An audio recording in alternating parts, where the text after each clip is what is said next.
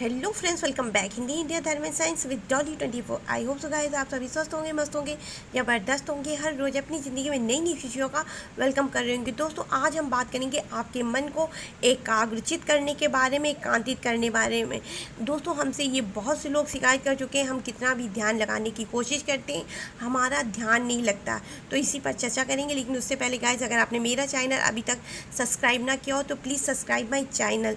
दोस्तों, अगर आपका ध्यान नहीं लगता है तो सबसे पहली चीज़, आप जो भी कर्म करते हैं सुबह से शाम तक का, उसको संपूर्ण रूप से 24 घंटे में या 12 घंटे में जब आप सोने जाते हैं उस टाइम अपने सारे कर्म आप भगवान को समर्पित कर दें। आप अपने मन में ये प्रार्थना करें, जब आप रात में सोने जाएं तो आप अपने बेड पर ही बैठे बैठे भगवान से कहें, हे प्रभु, मैं अपने अच्छे बुरे सारे कर्म आपको समर्पित करता हूँ, आपको जो है देता हूँ। क्योंकि जब आप ऐसे मानसिक रूप से भगवान से बोल देते हैं तब आप सारे कर्मों से मुक्त हो जाते हैं। और ये बहुत ही अच्छा साधन है, इसको मैं खुद भी शुरू में करती थी, अभी भी करती हूँ। जब आप ऐसा करते हैं ना तो आप ऑटोमेटिक अच्छे बुरे सारे कर्मों से मुक्त हो जाते हैं और उस स्थिति में आपका ध्यान लगना शुरू हो जाता है। शुरू में नहीं लगता, लेकिन धीरे धीरे आपका एक ना एक टाइम आता है कि 2-3 दिन 4 दिन के में आपका ध्यान ऑटोमेटिक लगना शुरू हो जाता है। इसके अलावा आप जितना हो सके अपने आप को प्रकृति को समर्पित कर दे, प्रकृति के बीच में रह करके ध्यान करने की कोशिश करें। आप ब्रह्म मुहूर्त में उठें। आप 3:30-4 बजे नहीं उठ सकते हैं तो 4:30 बजे से 5 बजे या 5 से 5:30 के बीच में उठें और चाहे 10 मिनट योग करें, पर ज़मीन में बैठ करके ऐसी जगह करें जहां आपको हरे पेड़ पौधे या हरियाली से आप जो है अपना ध्यान केंद्रित कर सकते हो। जब आप ऐसा करते हैं तो आपके मन में शांति के भाव उत्पन्न होते हैं, उनकी जो है सुगंध आपके मन को आकर्षित करती है। हरे पेड़ पौधों से अपने आप में ही बहुत ज़्यादा पॉजिटिव एनर्जी मिलती है, उससे आपका मन एकाग्रचित होने लगता है, एकांतरित होने लगता है और आपका ध्यान ऑटोमेटिक लगना शुरू हो जाता है।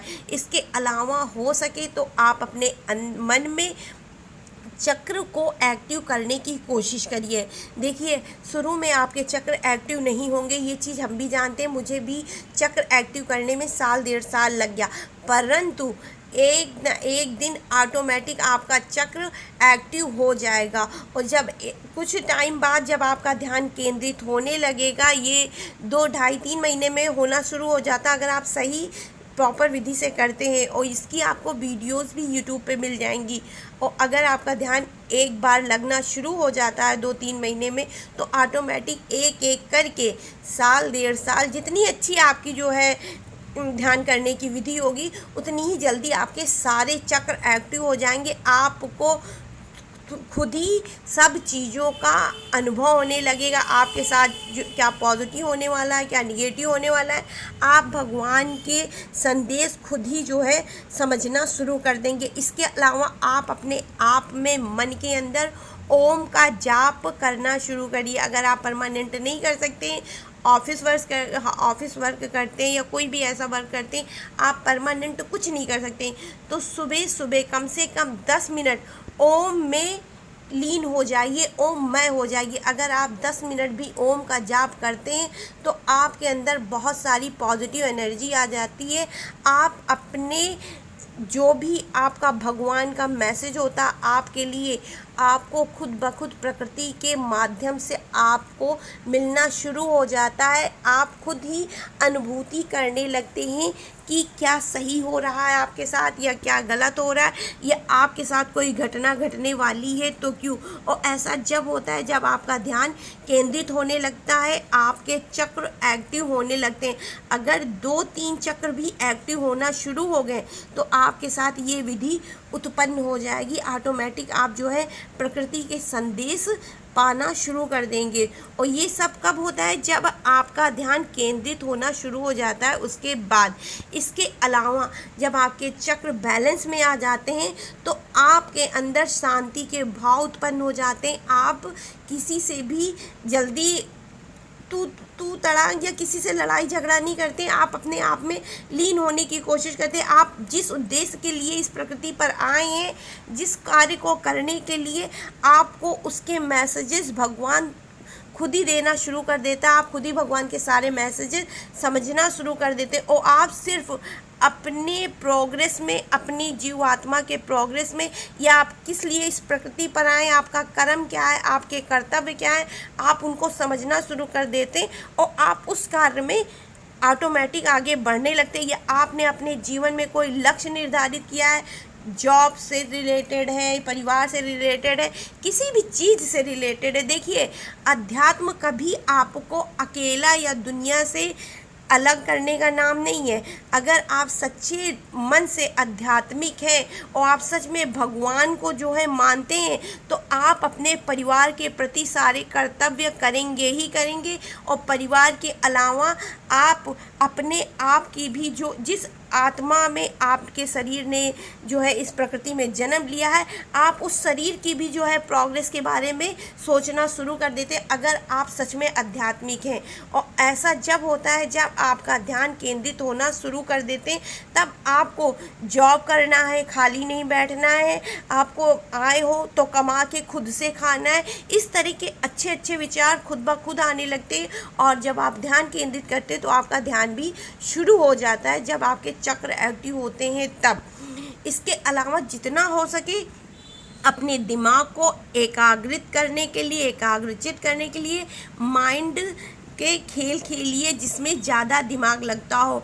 आजकल ऑनलाइन हो या ऑफलाइन है, बहुत सारे ऐसे गेम हो गए हैं, ऐसे खेल हो गए जिसमें जो है आप अपने दिमाग को खर्च कर सकते हैं और उनके माध्यम से भी आप अपने दिमाग को एकाग्रित और एकाग्रचित कर सकते हैं। और इसकी वजह से आपके दिमाग में जो है नई नई शक्तियों का समावेश होता है, नई जो है नयापन आता है। उसकी वजह से आप जो है अपने जीवन काल में क्या करना है उसका निर्णय भी आराम से ले पाते हैं। और जितना हो सके आप जो है ग्रीन वेजिटेबल, हरी सब्जियां खाइए व अंकुरित दाल खाइए, जिसमें मूंग की दाल व चने सबसे ज़्यादा महत्व देते हैं। और जो भी फल खाएं उसका ध्यान रखें कि उसमें आयरन का स्रोत सबसे ज़्यादा होना चाहिए। और कोशिश करें आप चाहे 1 चम्मच हो घी खाने की कोशिश करें। इसके अलावा अगर आप घी नहीं पा रहे हैं, साधारण परिवार के हैं मेरी तरह से, तो आप सरसों का तेल या नारियल के तेल का भी सेवन कर सकते हैं। इससे आपके दिमाग को मजबूती मिलेगी, आपके दिमाग में ताकत आएगी। और आयरन बहुत ज़्यादा ज़रूरी है। आयरन जो है आपको बादाम से भी मिल सकता है। आप जितना अधिक इन सब चीज़ों का सेवन करेंगे उतने ही आपके शरीर के लिए फ़ायदेमंद होगा, आपके दिमाग के लिए फ़ायदेमंद होगा।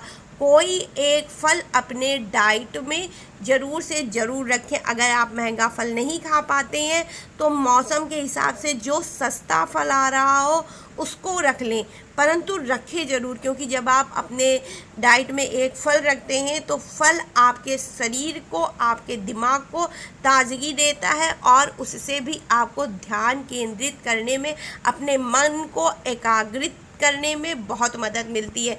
इसके अलावा जितना हो सके अपने दोस्तों के साथ खुश रहने की कोशिश करिए। आप अगर अपने दोस्तों में खुशियाँ चाहते हैं कि मैं अपने दोस्तों के साथ खुश रह सकता हूँ या मेरा मन जो है मेरे दोस्तों में ज़्यादा लगता है, तो आप अपने दोस्तों के साथ रहिए। और अगर आपको लगता है मैं दोस्तों की जगह अकेले खुश रह सकता हूँ तो आप अकेले खुश रहिए। देखिए, आप जब खुश रहते हैं तो आपके अंदर बहुत सारी पॉजिटिव एनर्जी, बहुत सारे पॉजिटिव ऊर्जा ऑटोमेटिक आ जाती है। और आपको अपने आप को खुश रखना भी आपकी एक बहुत बड़ी जिम्मेदारी है। भगवान कहते हैं कि तुम इस प्रकृति पे आए हो, जिस जीव आत्मा को अपने साथ लेकर के अगर उसी को नहीं खुश रख पा रहे हो, वही एक काम तुम सही से नहीं कर पाओगे तो करोगे क्या। कुछ चीज़ें देखिए, भगवान भी हमको इसीलिए इस प्रकृति पे भेजते हैं कि हम खुश रहें।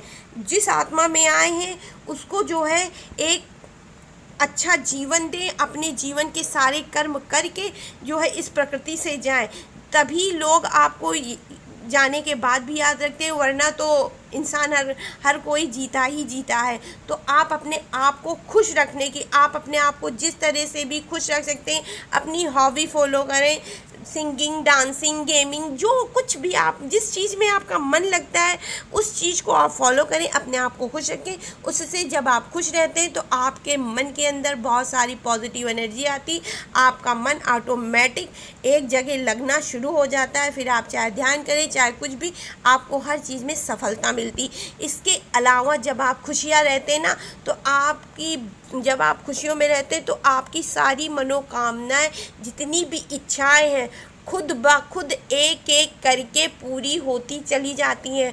और जो लोग खुश रहते हैं उनके पास भी खुशियाँ भी आती हैं।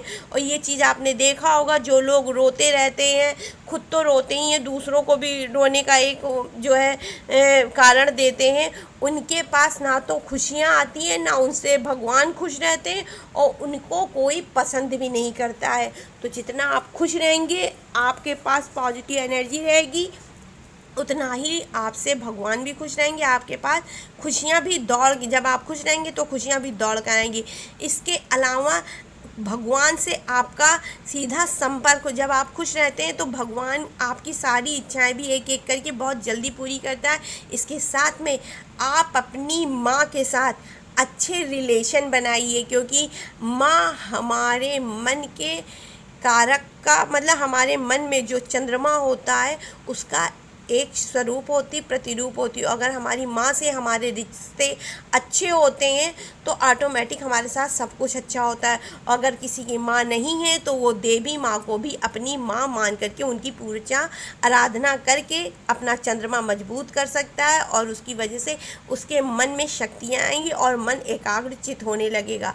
तो आई होप सो गाइस, ये थी मेरी एक छोटी सी वीडियो आपके मन को एकाग्रित करने के बारे में, एकाग्रचित करने के बारे में। अगर आपको मेरी ये वीडियो पसंद आई हो तो प्लीज़ लाइक, शेयर, एंड आप नए आए हो मेरे चैनल पे तो सब्सक्राइब माय चैनल। तो राधे राधे गाइस।